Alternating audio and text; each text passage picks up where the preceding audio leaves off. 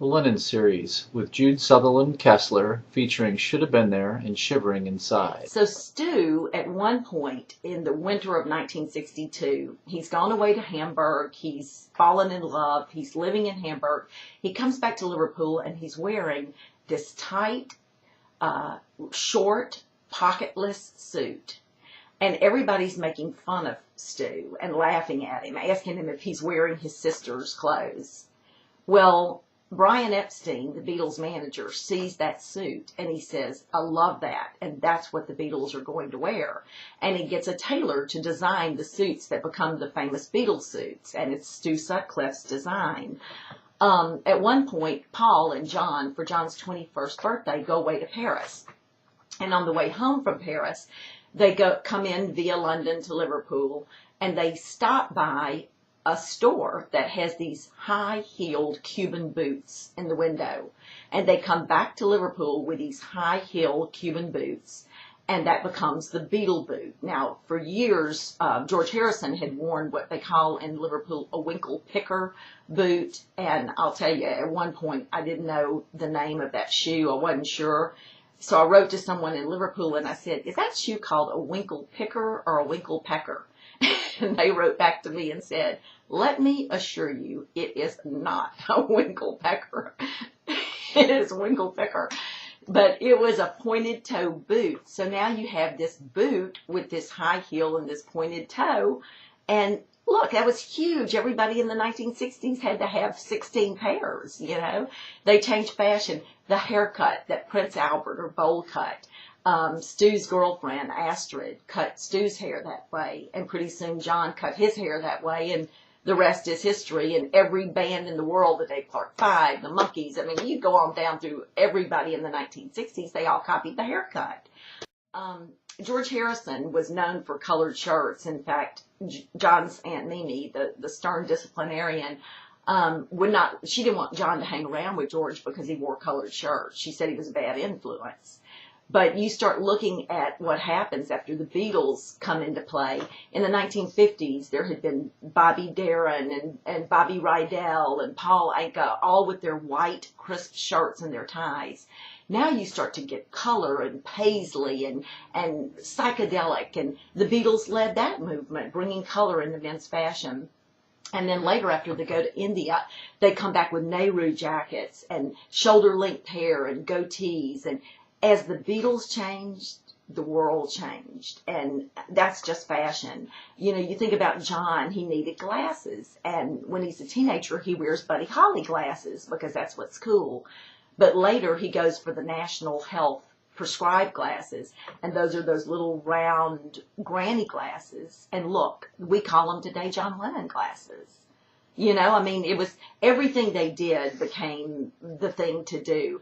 Okay, how did they change music? And this may be a separate question, but let's just take some. These are just some of the things that they did. Before the Beatles, if you were a band, you performed in a theater or a dance hall.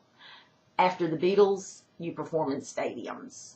That's huge. You know, you go outside, you get huge crowds. When I saw Paul McCartney, there were like 65,000 people there. You can't do that inside a theater. You have to go to a football stadium.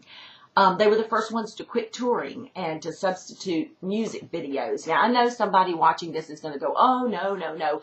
Elvis had videos because he did Jailhouse Rock. But that's not true because that's a movie, and that was a segment of a movie. The Beatles were the first to say, let's make a video to sell our song. And, of course, now we have VH1 and MTV and every other station that we have showing videos, you know, their concept.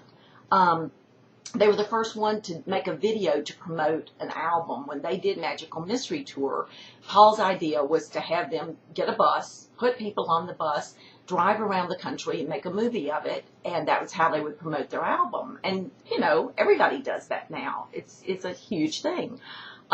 First double album. First album to print the lyrics. First use of distortion as music. If you listen to I Feel Fine, John's using feedback as the opening of the song. Hendrix, you know, picks this up later.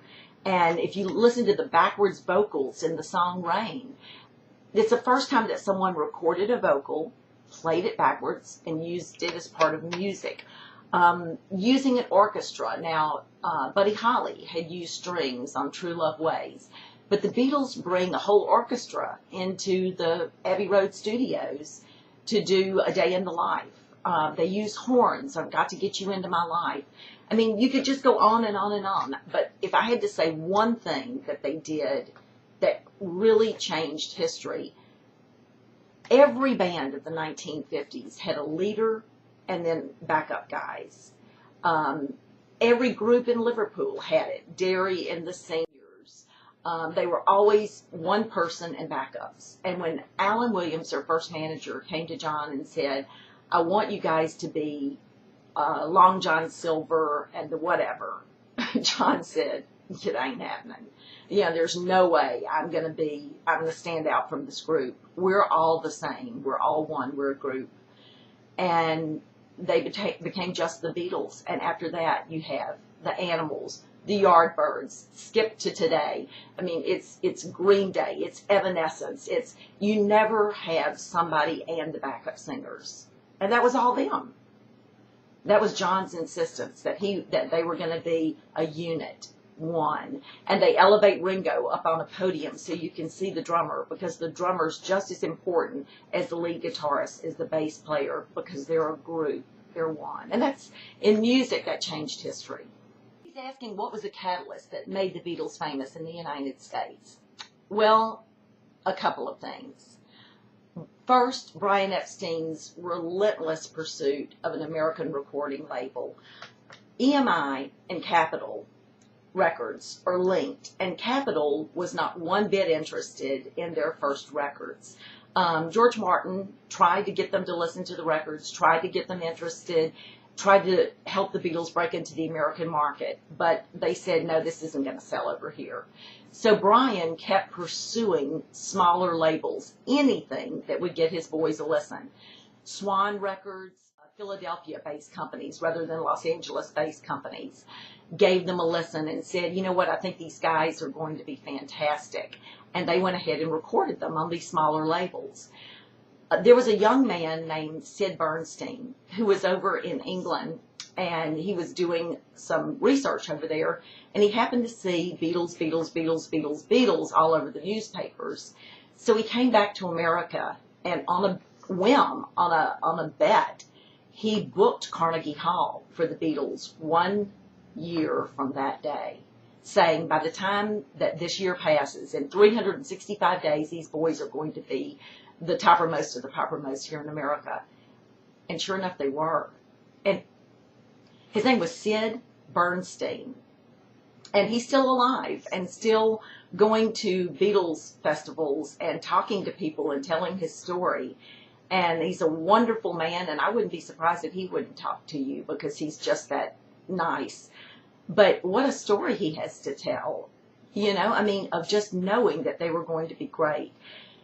You know, there is I don't know how much truth there is to this, but as you probably know, on the 22nd of November, 1963, John F. Kennedy was assassinated.